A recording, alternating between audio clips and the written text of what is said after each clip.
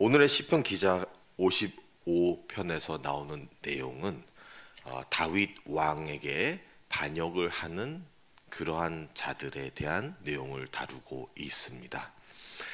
다윗 왕에게 반역을 일으켰다. 그리고 다윗 왕이 급히 피난을 가는 그러한 모습들, 하나님께 급히 간구하며 나를 구원해달라라는 그러한 내용을 가지고 있습니다. 그러다 보니 이 내용을 학자들은 압살롬, 다윗의 왕 아들 압살롬이 반역을 일으켜 다윗 왕을 치려고 성전에 급히 몰려오고 있을 때에 다윗 왕이 급하게 피난을 가는 그 시기에 그런 내용을 다루고 있는 것이 아닐까라고도 볼 수가 있습니다. 그러나 또 반면에 어떤 다른 학자들은 그 내용이 의로 보기에는 어려울 수 있다라고 하는 이유가, 왜냐하면 이 시편에서는 그 다윗을 반역하여서 다윗을 죽이러 다가오고 있는 그들을 하나님께서 치셔서 죽이셔야 합니다라는 내용을 갖고 있기 때문에 다윗 왕은 실제로 압살롬이 죽었을 때에 본인이 더 마음을 아파했지요. 본인이 더 슬퍼하면서 내가 차라리 그 대신 죽었으면 하는 마음을 가지고 있었기 때문에 때로는 학자들이 이 시편이 그 이야기를 다루는 것보다는 다른 적을 얘기하는 것이 아닐까라고도 추측해 볼 때가 있습니다. 저는 개인적으로 압살롬이 왔을 때의 내용일 수 있다라고 보는 이유가, 때로는 이제 시편이라는 게 아무래도 시라는 장르이다 보니 다윗의 이야기도 다루되 그 안에서의 그들의 적, 하나님을 반역하는 자들, 다윗만이 아니라 다윗과 다윗을 대표하고 있는 하나님을 반역하는 자들에게 처해져야 되는 마땅한 벌을 얘기할 수도 있겠구나. 그리고 시편이라는 장르 안에서도 그렇게 이야기를 가끔 부각시킬 때가 있죠. 그래서 하나님 이들에게 벌을 주시옵소서. 그리고 당연히 이 시편에서는 그러한 하나님께서 악인들에게 그들을 내버려 두지 않으시고 철저히 그들에게도 분명한 심판이 온다는 것을 얘기하고 있습니다.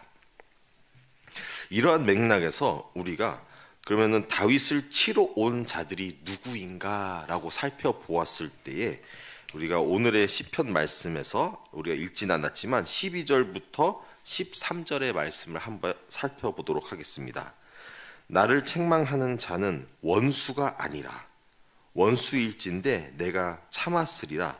나를 대하여 자기를 높이는 자는 나를 미워하는 자가 아니라 미워하는 자일진데 내가 그를 피하여 숨었음이리라. 그래서 여기 12절에서 나오는 얘기는 뭐냐면요, 적이었거나 교만한 사람이었으면 나는 그냥 피하고 말았을 것이다.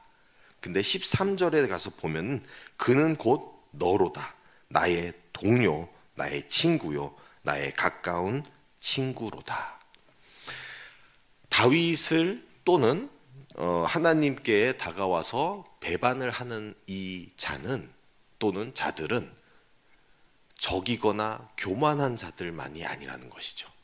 오히려 나에게 굉장히 가까이 있었던 친구와 같은 그 사람, 나의 벗, 나의 가족, 그 사람이 나를 배신하여서 돌이켜 나를 적으로 삼고 나를 해치러 다가오는구나 라고 얘기를 해주고 있습니다.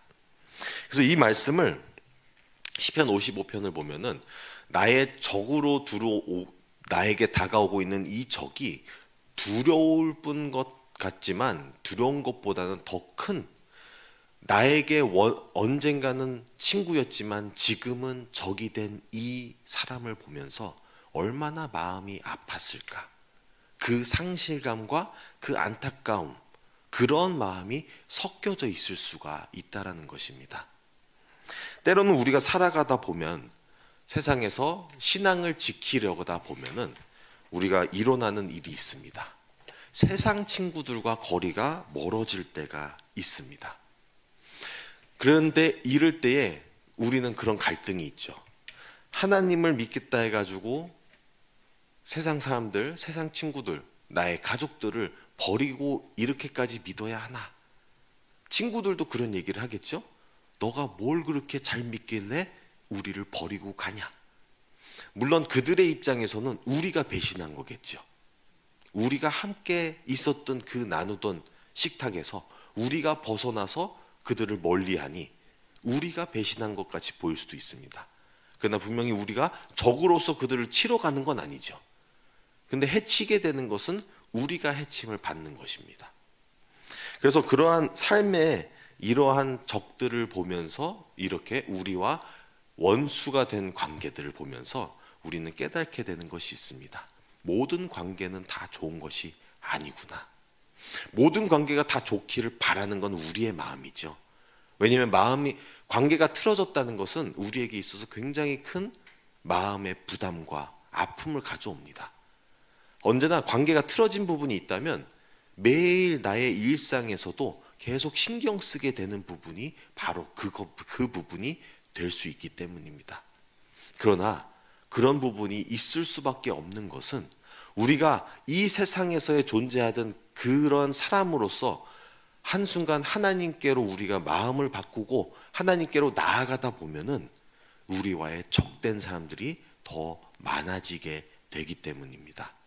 하나님을 등진 사람이 더 많다라는 것이죠.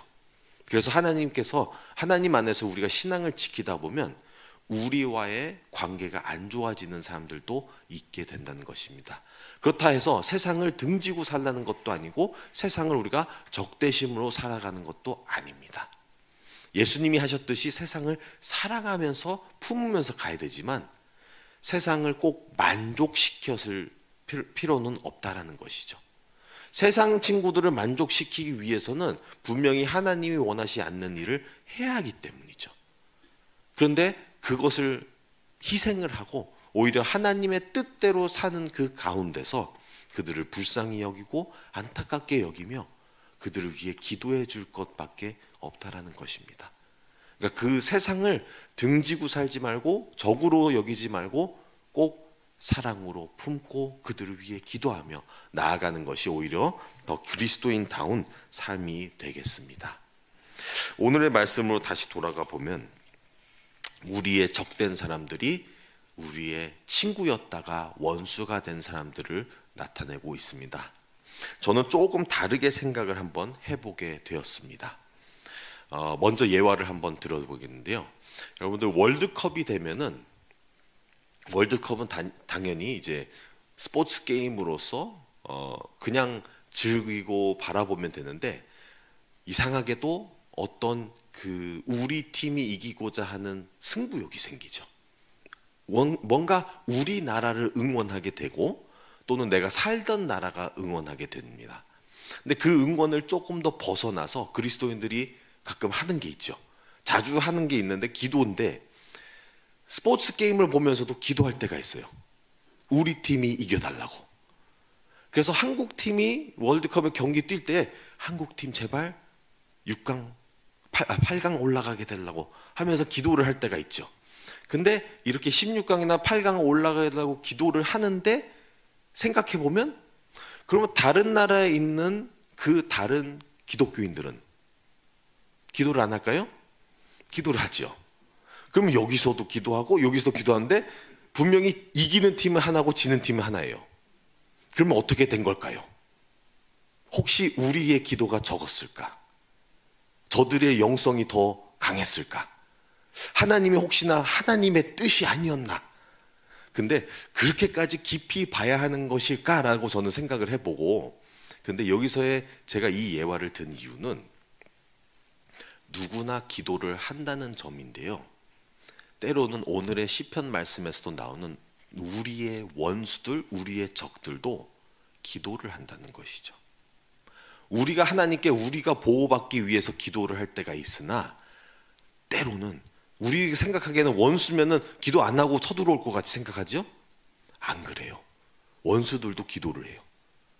원수들은 뭐라고 기도하냐면 저 악인들, 우리를 적으로 보니까요, 저 악인들을 치고 승리하게 하소서.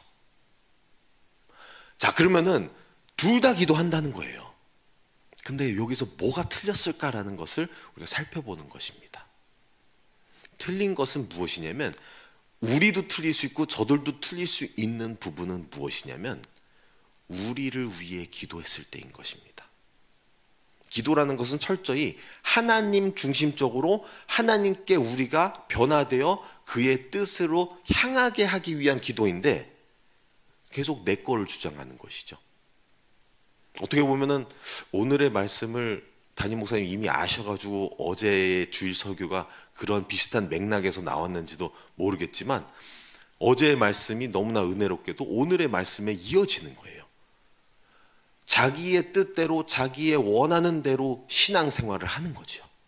그러면서 뭘 하냐면 기도를 하는 거예요. 저가 됐건 원수가 됐건 하나님 내 거 주시옵소서.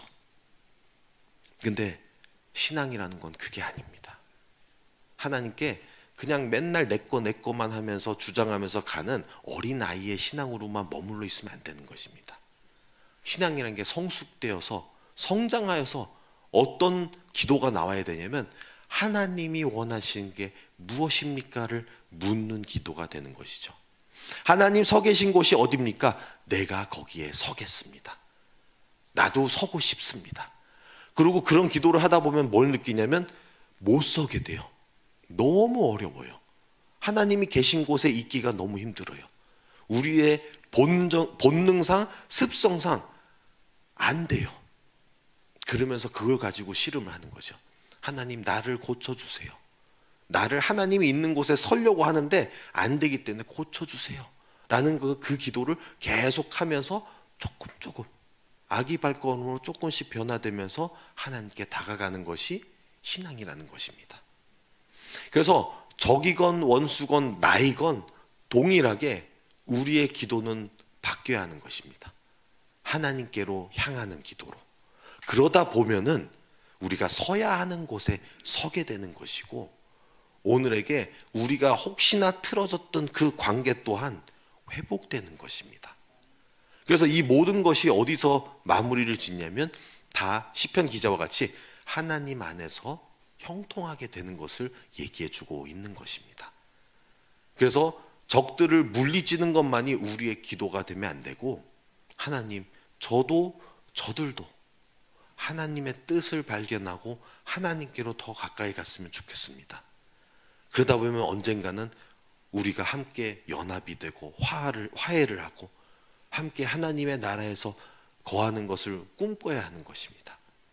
나는 하나님 천국 보내주시고 저들은 지옥 보내주세요 기도가 아니라 하나님 저들도 불쌍하고 저도 불쌍하오니 하나님 우리 다 용서하여 주시고 다 하나님의 품으로 인도하여 주시옵소서.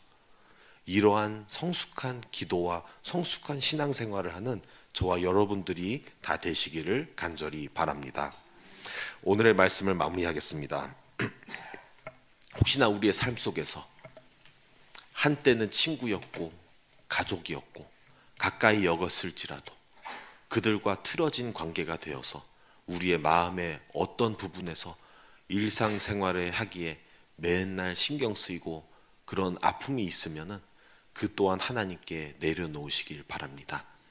그리고 그러한 관계가 틀어진 것도 우리의 뜻대로 이루어 가려고 하는 것이 아니라 하나님의 뜻 가운데서 우리가 구하고 나아간다면 하나님께서 필요한 관계에서 회복을 주시고 필요한 관계에서 화해를 주시며 우리를 회복시키라 믿습니다. 그렇게 하나님께 건강하고 또 성숙한 신앙과 기도로 나아가기를 간절히 바랍니다. 기도하겠습니다. 하나님 아버지 감사드립니다.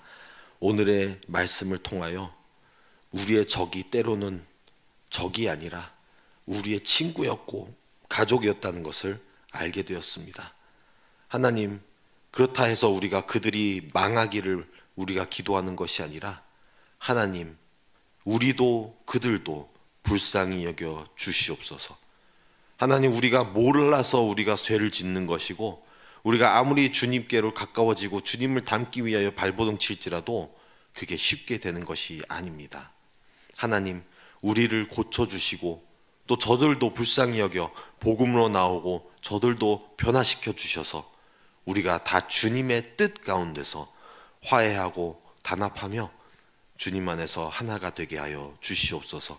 그래서 망가진 관계도 회복시켜 주시고 우리에게 그러한 불편을 주고 있는 관계와 우리의 적의 관계들을 주님 회복시켜 주시옵소서. 이 모든 것을 주님께 부탁드리며 감사드리며 예수님의 이름으로 기도드립니다. 아멘.